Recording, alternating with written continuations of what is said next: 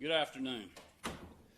COVID-19 has introduced numerous challenges to county and state elections officials as they work to keep Georgia elections secure, accessible, and fair. Given the record number of absentee ballots and narrow margin in the November 3rd election for president in Georgia, I join many in backing a hand recount and urging a thorough investigation into any voting irregularities. The Secretary of State oversaw a complete audit which revealed significant errors made in several counties, including Floyd, Fayette, Douglas, and Walton. It is important for Georgians to know that the vast majority of local election workers did their job well under unprecedented circumstances, and I thank them for their service. However, it's quite honestly hard to believe that during the audit, thousands of uncounted ballots were found weeks after a razor-thin outcome in a presidential election. This is simply unacceptable. I've heard directly from countless Georgians. They expect better and they deserve better. It's important to note that this audit only looked at ballots, not the signatures on the absentee applications or the signatures on the ballot envelopes. The Georgians I've heard from are extremely concerned about this, so I encourage Secretary Raffensperger to consider addressing these concerns.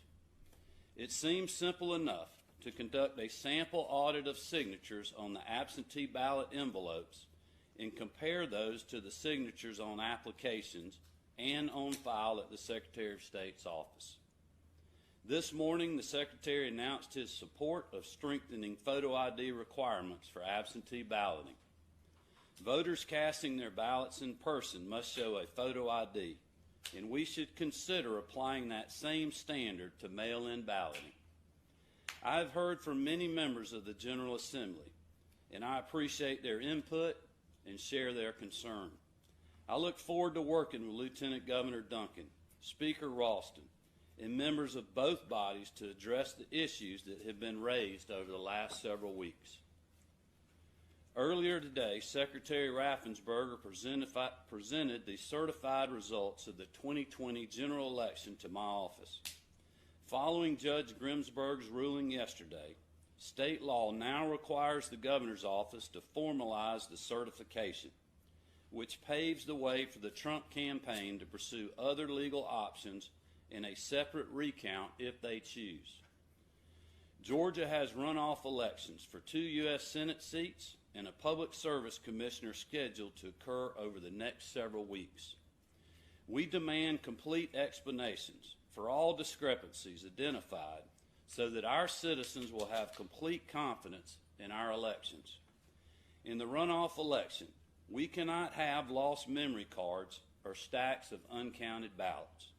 We must have full transparency in all monitoring and counting. Every legal vote must be counted, and the security of the ballot box must be protected.